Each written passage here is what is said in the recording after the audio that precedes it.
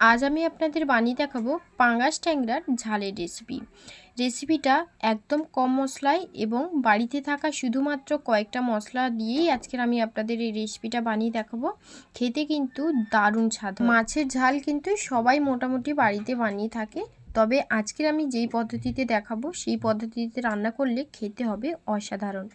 নমস্কার বন্ধুরা, welcome to Molly kitchen. Molly রান্নাঘরে আপনাদের সবাইকে ওয়েলকাম জানাচ্ছি। মাছের এই রেসিপিটা করার জন্য সবার প্রথমেই আমি এখানে নিয়েছি কেটে ধুয়ে রাখা পাঙ্গাস ট্যাংরা। এখানে আমি প্রায় 5 পিস মতন মাছ নিয়েছি, আপনারা কম বেশি করে নিয়ে নিতে পারবেন। তারপর মাছের মধ্যে লবণ আর হলুদের গুঁড়ো দিয়ে খুব ভালোভাবে ম্যারিনেট করে রেখে দিতে হবে। প্রায় 10 মিনিটের মতন মাছটাকে ম্যারিনেট করে রেখে দিতে হবে। মাছটা খুব ভালোভাবে ম্যারিনেট হয়ে গেছে। এবার আমি 10 মিনিটের মতন মাছটাকে রেখে দিয়েছি। 10 মিনিট হয়ে গেছে। এবার আমি মাছটা ভেজে নেব। তার জন্য কড়াইতে বেশ কিছুটা তেল দিয়েছি। আর এই মাছ ভাজার জন্য খুব বেশি তেলের প্রয়োজন হয় না, সামান্য 1-2 চামচের মতন তেল দিলেই হবে। তেলটা দেওয়ার পর তেলটা একটু ভালোভাবে গরম হয়ে গেলে প্রথমে আমি 4 থেকে 5টা বড়ি আমি এর মধ্যে দিয়ে ভেজে নেব। আর এই বড়িটা কিন্তু একদম বাড়ির তৈরি বড়ি। শীতের সবজি, নানান ধরনের সবজি যেমন হয়, শীতে কিন্তু বাড়িতে বড়িও দেওয়া হয়। তো এই বড়িটা মানে বাড়িতে বানানো যে বড়িগুলো খেতে কিন্তু দারুণ হয়। বিশেষ করে যে কোনো রান্নাতে দিলে রান্নার টেস্টটাই কিন্তু সম্পূর্ণ আলাদা হয়ে যায়। বড়িগুলো লাল লাল করে ভাজা হয়ে গেছে। এবার আমি বড়িগুলোকে তুলে নিয়েছি বড়িগুলো। এবার আমি ওই তেলের মধ্যে মাছগুলোকে দিয়ে দেব। মাছগুলোকে দিয়ে দেওয়ার পর খুব ভালোভাবে ভেজে নিতে হবে মাছগুলোকে। তো দেখুন, কড়াইয়ের মধ্যে আমি প্রথমে মাছগুলোকে দিয়ে দিচ্ছি।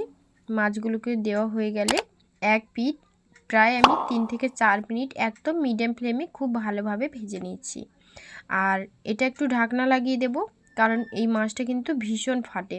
তো তার জন্য ঢাকা দিয়ে দিলাম, দিয়ে মাছটাকে খুব ভালোভাবে প্রথমে ভেজে নিচ্ছি। তো বন্ধুরা, এক পিঠ খুব ভালোভাবে ভাজা হয়ে গেছে। এবার আমি ঢাকনাটা তুলে নিয়ে প্রথমে আমি মাছগুলোকে উল্টে পাল্টে খুব ভালোভাবে ভেজে নেব। প্রথমে আমি মাছগুলোকে এক পিঠ উল্টে দিলাম, দিয়ে আবারও একটু ঢাকনা লাগিয়ে ঠিক এইভাবেই কিন্তু মাছগুলোকে 2 পিঠ একদম লাল লাল করে ভেজে নিতে হবে। তো আপনারা স্কিপ না করে ভিডিওটা শেষ অবধি দেখুন। আশা করব আজকের ভিডিও আপনাদের খুবই ভালো লাগবে। আর যদি আমার এই ভিডিওটা আপনাদের ভালো লেগে থাকে তাহলে অবশ্যই লাইক দিয়ে চ্যানেলটিকে সাবস্ক্রাইব করে রাখার জন্য আপনাদের কাছে রিকোয়েস্ট রইল। তারপরও ঢাকনা লাগিয়ে দিলাম। এবার মাছটা ভাজা হয়ে গেছে 2 পিঠ। এবার আমি আবার ঢাকনাটা খুলে নিয়ে মাছগুলোকে উল্টে পাল্টে ভালোভাবে ভাজা হয়ে গেলে তুলে নেব। তো দেখুন বন্ধুরা, মাছগুলো কিন্তু আমার খুব ভালোভাবে লালচে করে ভেজে নিয়েছি। এবার মাছগুলোকে একটা প্লেটের মধ্যে তুলে নেব। আর এই মাছগুলো কিন্তু আমার ভীষণ পছন্দের। আপনাদের এই মাছটা কার কার পছন্দ আমাকে কিন্তু কমেন্ট করে অবশ্যই জানাবেন। তো দেখুন, মাছগুলো খুব ভালোভাবে ভাজা হয়ে গেছে। এবার আমি এক এক করে মাছগুলোকে তুলে নেব।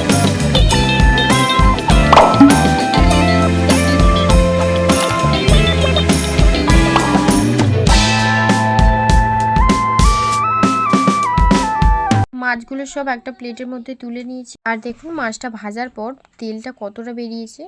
ওই তেলের মধ্যেই আমি আলুগুলো দিয়ে দেবো ভাজার জন্য। আলুটা আমি কেটে ধুয়ে রেখেছিলাম, আর এটা কিন্তু নতুন আলু। আলুটাকে খুব ভালোভাবে ধুয়ে পরিষ্কার করে নিয়েছিলাম। এবার তেলে দিয়ে তার মধ্যে সামান্য লবণ দিয়ে খুব ভালোভাবে আলুটাকে ভেজে নেব। আলুটাকে ভাজতে প্রায় আমার 2 থেকে 3 মিনিটের মতন সময় লেগেছে। একটু লাল লাল করে ভাজলে খেতে ভালো লাগে, আর সেদ্ধটাও কিন্তু খুব তাড়াতাড়ি হয়ে যায়। তো তার জন্য আমি আলুটাকে লাল লাল করে ভেজে নেব। তার সাথে আলুগুলোও কিন্তু খুব ভালোভাবে সেদ্ধ হয়ে যাবে। প্রায় 50%-এর মতন আলুগুলো খুব ভালোভাবে সেদ্ধ হয়ে গেলে আর আলুটা একদম ভালোভাবে লালচে কালার ধরে আসলে আলুগুলোকে একটা প্লেটের মধ্যে তুলে নেব। আলুটা সেদ্ধ একটু লাল হওয়ার জন্য একটু ঢাকনা লাগিয়ে দিলাম। এবার আমি 2 থেকে 3 মিনিটের মতন একটু রেখে দেবো। দিলেই কিন্তু আলুটা হাফ সেদ্ধ হয়ে যাবে আর কালারটাও কিন্তু ভালোভাবে চলে আসবে। 2 থেকে 3 মিনিটের মতো রাখার পর এবার ঢাকনাটা খুলে নিচ্ছি। আর দেখুন, আলুগুলো একদম ভালোভাবে সেদ্ধ হয়ে গেছে 50%-এর মতন, আর কালারটাও কিন্তু খুব ভালোভাবে হয়ে গেছে। মানে আলুটা খুব ভালোভাবে আমার ভাজা হয়ে গেছে। এবার আমি আলুগুলোকে একটা প্লেটের মধ্যে তুলে নেব, তারপর রান্নাটা শুরু করব। আলুগুলোকে প্রথমে আমি একটা প্লেটের মধ্যে তুলে নিলাম। এরপর আমি রান্নাটা শুরু করব। তার জন্য ওই একই তেলের মধ্যে দিয়ে দিচ্ছি হাফ চামচের মতন কালো জিরে। তারপর এখানে ফোড়ন থেকে খুব সুন্দর একটা স্মেল না আসা পর্যন্ত ফোড়নটাকে খুব ভালোভাবে ভাজতে হবে। 3-4 সেকেন্ডের মতন রাখার পর ফোড়ন থেকে একটা সুন্দর গন্ধ ছেড়েছে। এই পর্যায়ে আমি দিয়ে দিচ্ছি পেঁয়াজ ও টমেটো।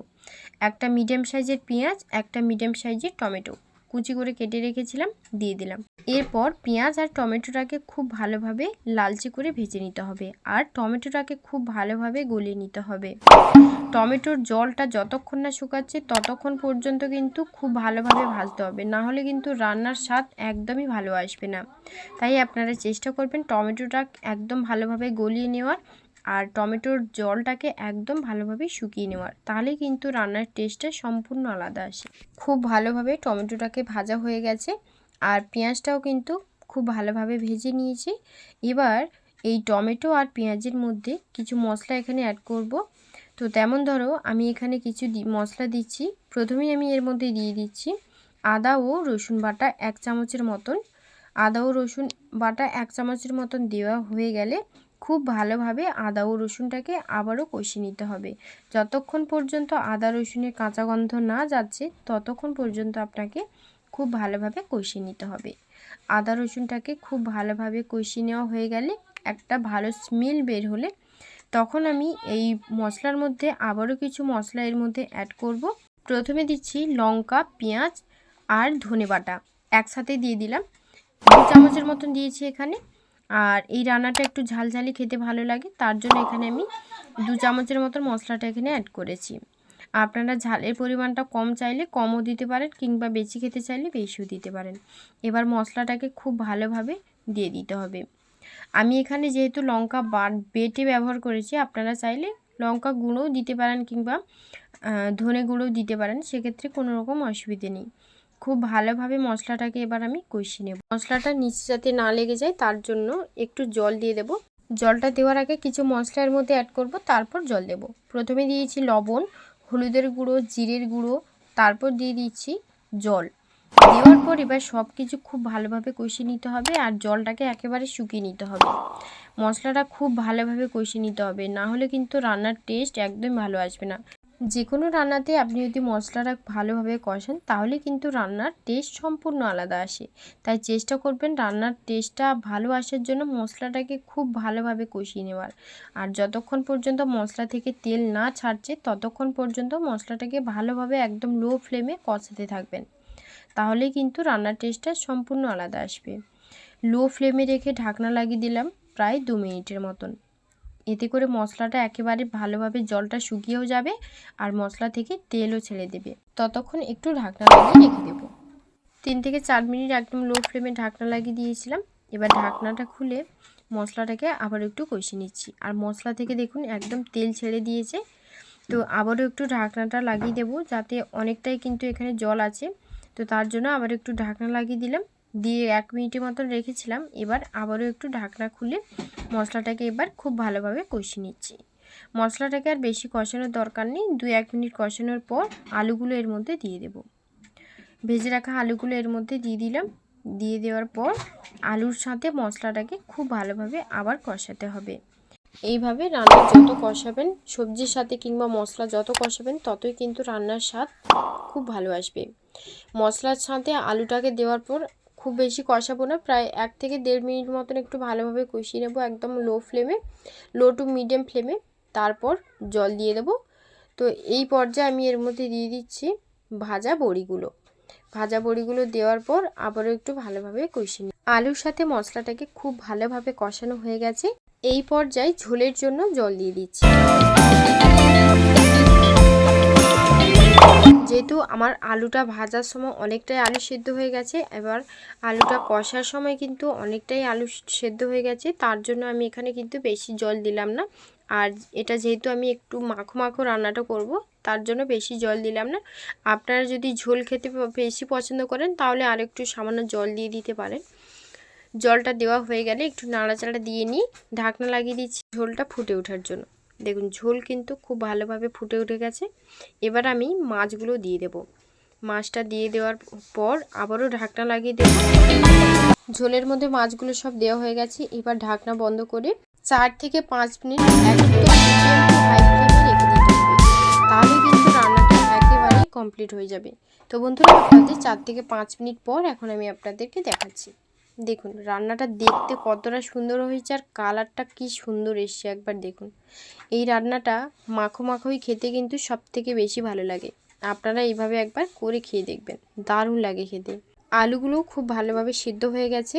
এবার ওপর থেকে একটু কাঁচা লঙ্কা ছড়িয়ে একদম লো ফ্লেমে একটু ঢাকা দিয়ে রাখবো প্রায় 30 থেকে 40 সেকেন্ডের মতন। তাহলেই কিন্তু আমার রান্নাটা একেবারেই কমপ্লিট। ওপর থেকে একটু কাঁচা লঙ্কা আর একটু ধনেপাতা দিয়ে দিলাম টেস্টটা আরও ভালো আসার জন্য। আর একটু ভাজা জিরে গুঁড়ো ওপর থেকে ছড়িয়ে দিলাম। ব্যাস, রান্না কিন্তু একেবারেই কমপ্লিট। এবার ঢাকনা বন্ধ করে যতক্ষণ খাবার সার্ভ না করা হচ্ছে ততক্ষণ রেখে দেবো। তো বন্ধুরা, আজকের পর্বের আমার এই রেসিপিটা আপনাদের কেমন লেগেছে কমেন্ট করে কিন্তু অবশ্যই জানাবেন। এবং আমার ভিডিও যদি আপনাদের ভালো লেগে থাকে তাহলে লাইক দিয়ে আমার চ্যানেলটিকে সাবস্ক্রাইব করে রাখবেন। তাহলে আমি যখনই কোনো রেসিপি শেয়ার করব আপনাদের কাছে খুব সহজেই পৌঁছে যাবে। তো বন্ধুরা, আজকের মতো ভিডিওটা এই পর্যন্ত। আপনারা সবাই খুব ভালো থাকবেন, সুস্থ থাকবেন। সবাইকে ধন্যবাদ জানাচ্ছি আমার পুরো ভিডিওটা দেখার জন্য। Thanks for watching my video.